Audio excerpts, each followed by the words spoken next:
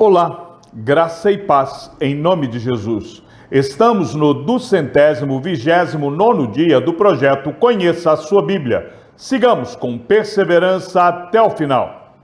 Lucas 18, a parábola do juiz iníquo. Jesus lhes contou uma parábola para mostrar que deviam orar sempre e nunca desanimar. Em certa cidade, havia um juiz que não temia a Deus, nem respeitava ninguém. Havia também, naquela mesma cidade, uma viúva que sempre o procurava, dizendo: julgue a minha causa contra o meu adversário.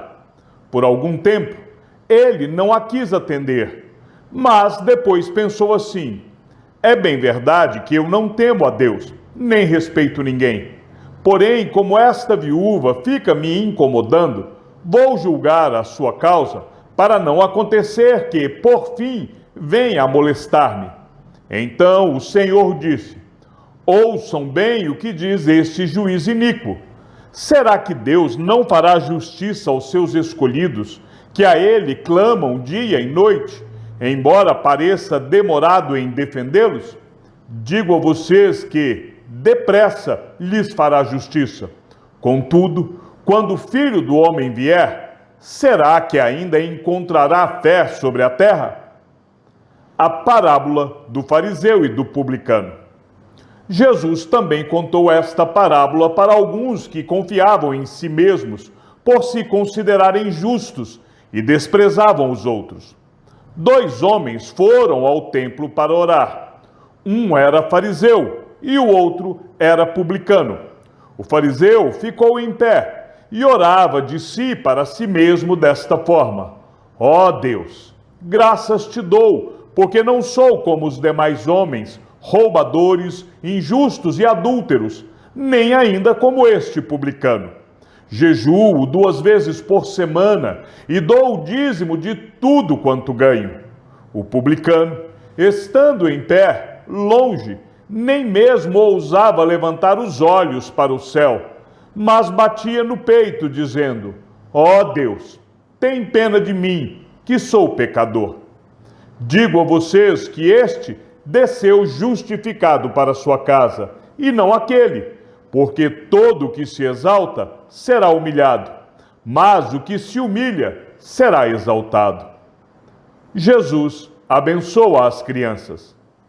Traziam também as crianças a Jesus para que ele as abençoasse, mas os discípulos, ao verem isso, os repreendiam. Jesus, porém, chamando as crianças para junto de si, disse: deixem que os pequeninos venham a mim e não os impeçam, porque dos tais é o reino de Deus. Em verdade lhes digo, quem não receber o reino de Deus como uma criança, de maneira nenhuma entrará nele. O jovem rico. Certo homem de destaque perguntou a Jesus: bom mestre, que farei para herdar a vida eterna? Jesus respondeu: por que você me chama de bom?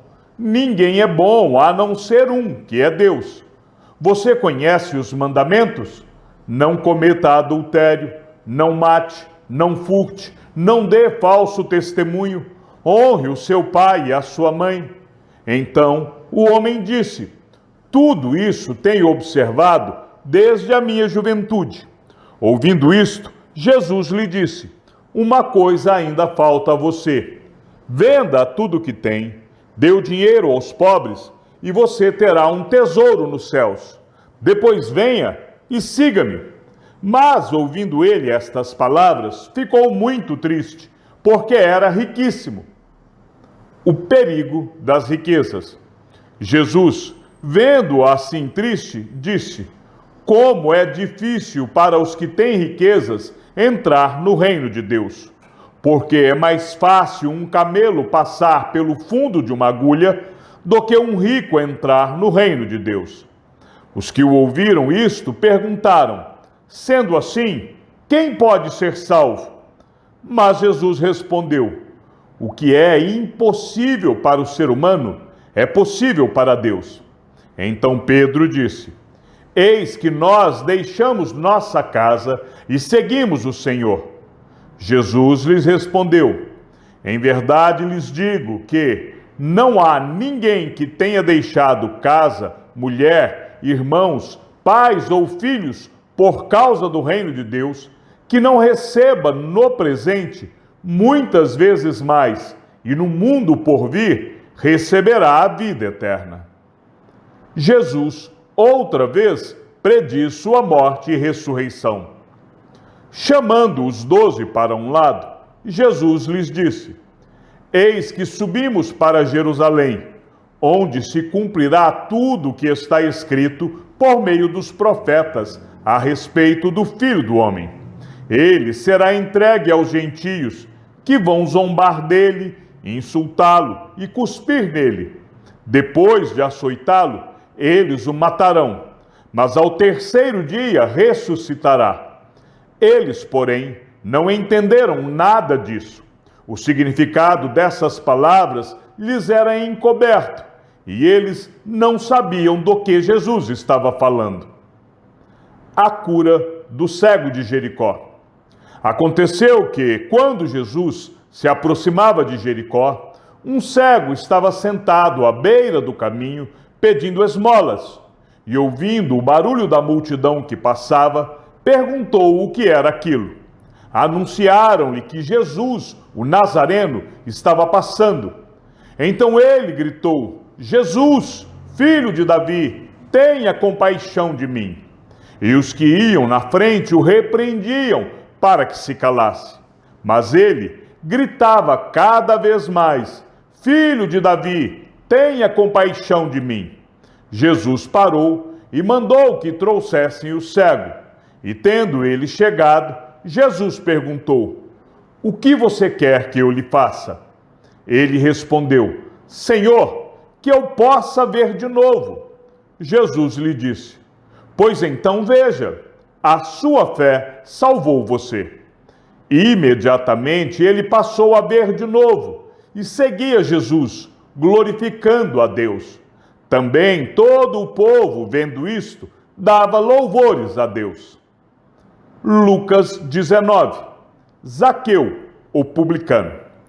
Entrando em Jerusalém, Jesus atravessava a cidade. Eis que um homem rico, chamado Zaqueu, chefe dos publicanos, procurava ver quem era Jesus, mas não podia, por causa da multidão, por ser ele de pequena estatura. Então, correndo adiante, subiu num sicômoro, a fim de ver Jesus, porque ele havia de passar por ali. Quando Jesus chegou àquele lugar, olhando para cima, disse: Zaqueu, desça depressa, porque hoje preciso ficar na sua casa. Zaqueu desceu depressa e o recebeu com alegria. Todos os que viram isto murmuravam, dizendo que Jesus tinha se hospedado com um homem pecador. Zaqueu, por sua vez, se levantou e disse ao Senhor: Senhor, vou dar a metade dos meus bens aos pobres, e se extorquir alguma coisa de alguém, vou restituir 4 vezes mais. Então Jesus lhe disse: Hoje houve salvação nesta casa, pois também este é filho de Abraão, porque o Filho do Homem veio buscar e salvar o perdido. A parábola das 10 minas. Ouvindo eles estas coisas, Jesus contou uma parábola, visto estar perto de Jerusalém e lhes parecer que o reino de Deus havia de manifestar-se imediatamente. Por isso, Jesus disse: Certo homem nobre partiu para uma terra distante, a fim de tomar posse de um reino e voltar. Chamou 10 dos seus servos, confiou-lhes 10 minas e disse-lhes: Negociem até que eu volte. Mas os seus concidadãos o odiavam e enviaram após ele uma embaixada dizendo: Não queremos que este reine sobre nós. Quando ele voltou, depois de ter tomado posse do reino, mandou chamar os servos, a quem tinha dado dinheiro, a fim de saber quanto tinham conseguido ganhar em seus negócios. O primeiro se apresentou e disse: Senhor, a sua mina rendeu 10. O Senhor lhe disse: muito bem, servo bom. E porque você foi fiel no pouco, terá autoridade sobre 10 cidades. O segundo servo veio e disse: Senhor, a sua mina rendeu 5. A este o Senhor disse: você terá autoridade sobre 5 cidades. Então veio outro servo dizendo: Senhor, aqui está a sua mina, que eu guardei embrulhada num lenço, porque tive medo do Senhor, que é homem rigoroso. O Senhor retira o que não depositou e colhe o que não semeou. Mas o Senhor respondeu: servo mau, eu o julgarei usando as suas próprias palavras. Você sabia que eu sou homem rigoroso, que retiro o que não depositei e colho o que não semeei. Por que você não pôs o meu dinheiro no banco? E então, na minha vinda, eu receberia com juros. E disse aos que estavam ali: tirem dele a mina e deem ao que tem as 10. Eles ponderaram: Senhor, ele já tem 10. Ao que o Senhor respondeu: pois eu declaro a vocês que a todo o que tem será dado ainda mais, mas ao que não tem, até o que tem lhe será tirado. Mas quanto a esses meus inimigos, que não quiseram que eu reinasse sobre eles, tragam-nos aqui e os matem na minha presença. Jesus entra em Jerusalém. E depois de dizer isso, Jesus prosseguia a sua viagem para Jerusalém. E aconteceu que, ao aproximar-se de Betfagé e de Betânia, junto ao Monte das Oliveiras, Jesus enviou 2 dos seus discípulos, dizendo-lhes: vão até a aldeia que fica ali adiante, e ao entrar, encontrarão preso um jumentinho, o qual ainda ninguém montou. Desprendam o jumentinho e tragam aqui. Se alguém perguntar: por que o estão desprendendo? Respondam assim: porque o Senhor precisa dele. E indo os que foram mandados, acharam tudo conforme Jesus lhes tinha dito. Quando eles estavam soltando o jumentinho, os donos do animal disseram: por que estão desprendendo o jumentinho? Eles responderam: porque o Senhor precisa dele. Então trouxeram o jumentinho até Jesus e, pondo as suas capas sobre o animal, ajudaram Jesus a montar. À medida que Jesus avançava, as pessoas estendiam as suas capas no caminho. E quando Jesus se aproximava da descida do Monte das Oliveiras, toda a multidão dos discípulos começou com muita alegria a louvar a Deus em alta voz por todos os milagres que tinham visto. Diziam: bendito é o Rei que vem em nome do Senhor. Paz no céu e glória nas maiores alturas. Alguns dos fariseus lhe disseram em meio à multidão: mestre, repreenda os seus discípulos. Mas Jesus respondeu: eu afirmo a vocês que se eles se calarem, as próprias pedras clamarão. Jesus chora ao ver Jerusalém. Quando Jesus ia chegando a Jerusalém, vendo a cidade, chorou por ela, dizendo: ah, se você soubesse ainda hoje o que é preciso para conseguir a paz, mas isto está agora oculto aos seus olhos. Pois virão dias em que os seus inimigos cercarão você de trincheiras e apertarão o cerco por todos os lados, e vão arrasar você e matar todos os seus moradores. Não deixarão pedra sobre pedra, porque você não reconheceu o tempo em que Deus veio visitá-la. A purificação do templo.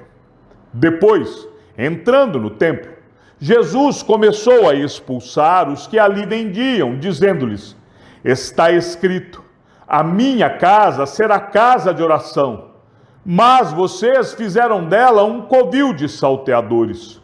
Diariamente, Jesus ensinava no templo. Os principais sacerdotes, os escribas e os maiorais do povo procuravam tirar-lhe a vida, mas não achavam uma forma de fazer isso, porque todo o povo, ao ouvi-lo, era cativado por ele. Lucas 20. A autoridade de Jesus.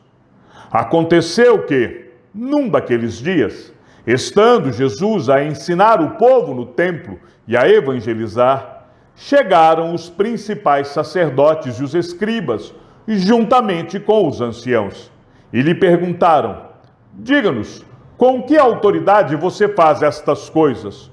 Ou quem lhe deu esta autoridade? Jesus respondeu: eu também vou fazer uma pergunta a vocês.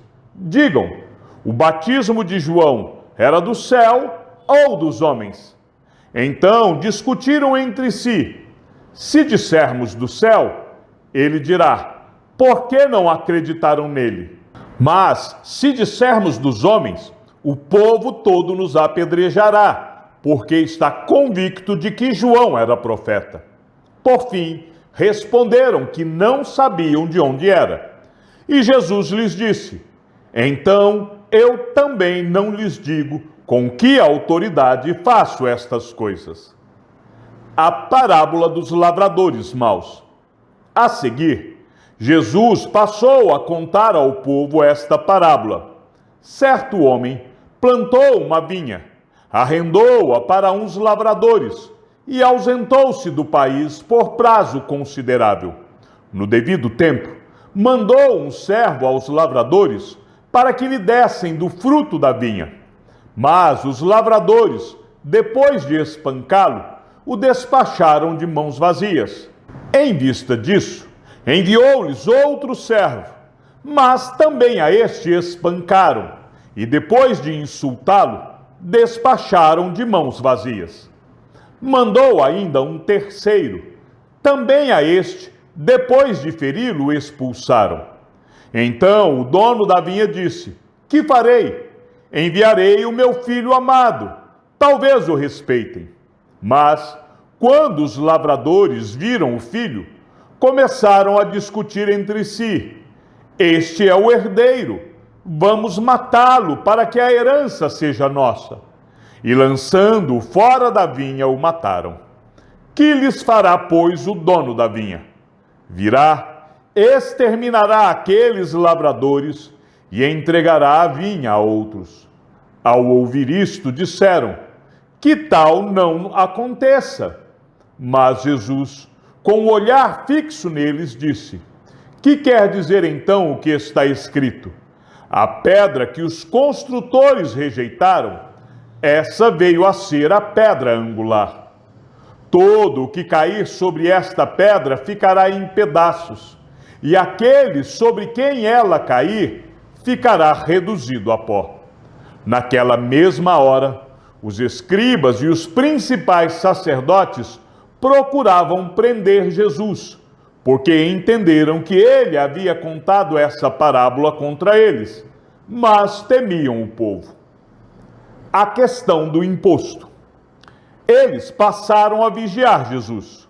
Enviaram espiões que se fingiam de justos para ver se o apanhavam em alguma palavra, a fim de entregá-lo à jurisdição e à autoridade do governador.